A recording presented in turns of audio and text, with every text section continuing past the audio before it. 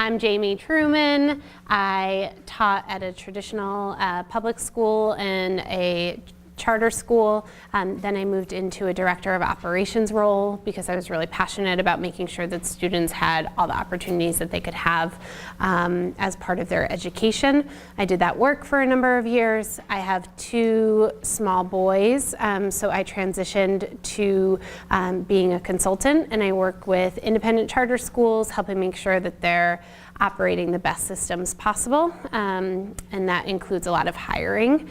So the purpose of this particular workshop is to practice answering interview questions so that when you have a similar question in an interview, whether it's in phone, in person, at a networking event, you are ready to answer it as confidently and concisely as possible. Okay, this workshop is really fun. You're going to hear my voice for only about 15 minutes, even though I know that that doesn't bother you at all. I can't hear my own voice for this long, so I'll be respectful of that. And then you'll be working with a partner for about 40 minutes of the workshop. So make sure that you have a partner, at least in your head, if you're not sitting right next to them, because we're going to transition to that in about 10 minutes or so. All right. The objective today is to identify key talking points for your future interviews and practice interview questions to build your internet mojo, okay? When you feel confident, when you look confident, you're gonna have a really awesome interview, okay? Overview, preparing, about 10 minutes, 40 minutes of you all working together doing some speed interviewing. Then we're going to share out and answer any questions that you may have for the last 10 minutes, okay? So interviewing 101, time, place, dress, okay? Time, don't schedule a phone interview when you're commuting home from work in the evening. Don't schedule a phone interview if the call goes over by 5 minutes, you know, something happens that gets all crazy.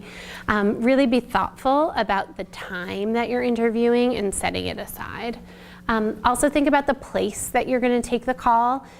Most of you in this room likely don't have a landline or some other option and are going to take that call on a mobile phone.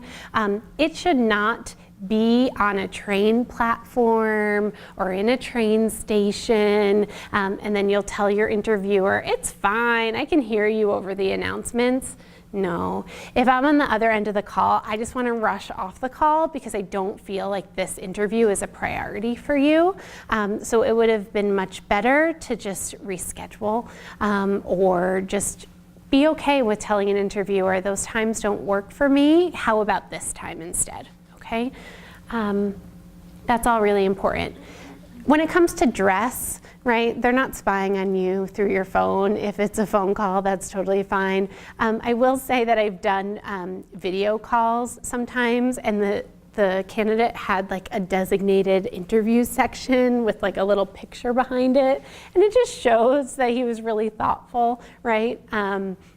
Maybe he didn't move past the phone interview, if I'm being totally honest, but it was a nice touch, right? So think about time, place, and dress when you're doing your calls.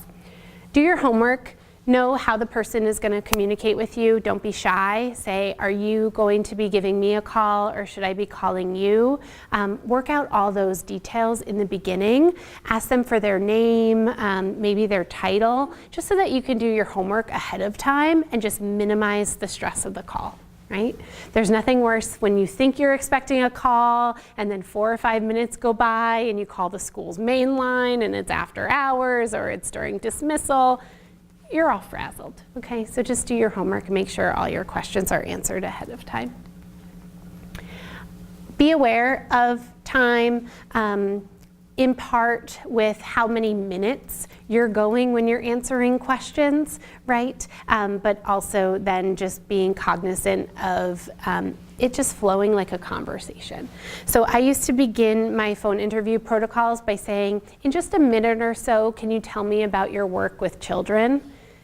Whenever that person said, you know, I have a lot of cousins, I knew I was in trouble, okay? And I knew that was not gonna be a minute answer.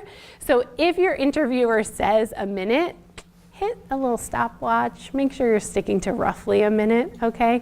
One of my colleagues one time said that answer took the candidate 20 minutes, and she said, like, I couldn't get her to stop because it became like a game, and I just wanted to see how long it was going.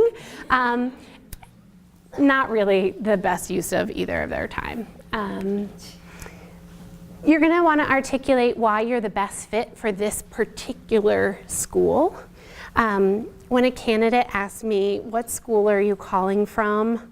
Like, why are you wasting my time and why am I wasting your time, okay? So make sure, again, that you do your homework and you understand why this particular school is a place that you wanna work, all right? Of course, because you're interviewing through Selected, that shouldn't be a problem, but it just bears repeating. Identify 1 or 2 thoughtful questions for your interview. When we get to that point at the end and I say, hey, do you have any questions for me? And they start going, and I know they don't really have questions, but I know that someone at their career services department told them that they have to have a question. And then they ask me, like, what time does school start in the morning? Just look it up on the website, right? Like, I have other things that I want to be doing. What would be a much better question is, I saw on your website that you offer PD every Wednesday afternoon. What is something that you've learned through professional development at your school? Awesome question. Communicate that you've done your homework, communicated that you're interested, and then you're also getting the information that you need. Okay. Individual reflection. So these are some things that you should be prepared to answer however they word the question, right? Each school has their own approach, right? Some schools are your best friend from the beginning of the interview. Other schools are super rigid and almost like argumentative, right? That's their interview style. So however they word the question, these are some things that you should be thinking through. How do you track your student progress? Right? There should be some way that you do that really well. Okay? So think about your answer there. You should think through a genuine challenge that you are currently working through. All right? So what is something that is a challenge that isn't a quick fix for you, but it's something that you're continuing to work on and reflect on? Time management. Time management is a great one, something that you're definitely working on. Anything else that would be a good challenge that you can share? Pacing. Yep. Differentiation, yep. I don't know if any of you are career changers, right, where you might not have the teaching experience yet. I would think about very clearly what is a skill that you were building in your previous role and make that connection for this particular interview, okay, so that they can see you in that role. That's going to be really important. Yep, around a challenge that we're working through. So you could say something like time management is something, or I would say, you know, I've built being able to diagnose my readers and see where they're at, but I really need to build my toolkit to really help the lowest performing readers, so I enrolled in a Wilson training. Whatever it is that you're working on is really important, okay? We're going to practice a lot of these around challenge questions during the speed interviewing, so it's just good to have in your head.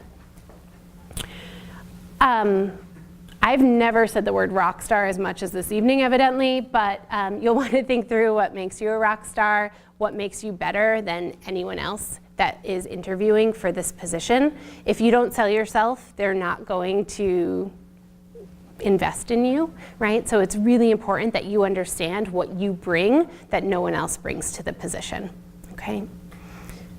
As Emma from Hunter said, right, certification is king. There's going to be a lot of people with your same certificate competing for that same teaching position, especially if it's in a high needs area. So really think about what makes you unique so the school will invest in you. Think about why you love teaching. If you can't answer that question, then maybe this isn't going to be right for you. But the love of teaching is really, really important that you communicate that. Because if you're not someone who loves teaching, then automatically I'm picturing your classroom just being this dark, dreary place that no one wants to be.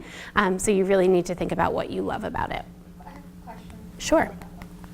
Can you relate the last question to your personal experience? Like what made you got into teaching and then Yep. like, some example from your personal life? Yep, you can. I would just then connect it to how you made it actionable. So if it's, I had this teacher who was amazing and she was, the best kindergarten teacher I've ever had. So during my student teaching, I did X, Y, Z. That would be even better. Yeah. So I just want to make sure that everybody in here has their partner. If you do not have your partner, can you just raise a hand? So I see some people need some partners. So can we take about 2 minutes or so and just buddy up? Here's how it's going to work. Every 4 minutes, we'll post a new question. Here's my phone on airplane mode, just like I taught you. We're going to alternate who answers the question first. So rather than one person constantly going first, you're going to switch back and forth. I'll trust that you can do that on your own. If you need a moment to jot down your thoughts, that's okay, right? So like if a question comes up here that's challenging for you, have a piece of paper, jot down some things, just like you would if it was a regular interview. The only thing is don't freeze for too long where you get an awkward pause, because then the person is just picturing you in front of a group of students, right, doing the same thing. So it's important that you think on your feet, but don't fill it with the first nonsense that comes out of your mouth. And remember, we're here to support each other. So if you think your partner missed the mark, tell them kindly. If you feel that you missed the mark, ask for feedback, right? This is the way to do it. You won't be able to do that in a real interview, but do that here. I realized when I was making this that that's easier said than done, right? Like I can say, we're gonna support each other, tell them kindly. What does that actually look like? Or what does that actually sound like? Oh, I'm so glad that you asked. So you might say something like, you seem nervous, let's continue to practice, right? That's a better way than saying like, you blew it, right? So you seem nervous, let's continue to practice. You can also say, you did a great job being specific here. I need to know more. What other details may you add? And then also, that could raise concerns. I would think through that a bit more. So you might not get to the point where you have your perfect polished answer in the next 40 minutes. That's okay. But be straightforward with your partner that they might need to spend some more time with that. Okay? This will also be posted on the selected blog, so you'll get an email after this with this presentation. But these questions are also currently posted if you just go back a bit, because we did this presentation, a similar presentation in June. Okay?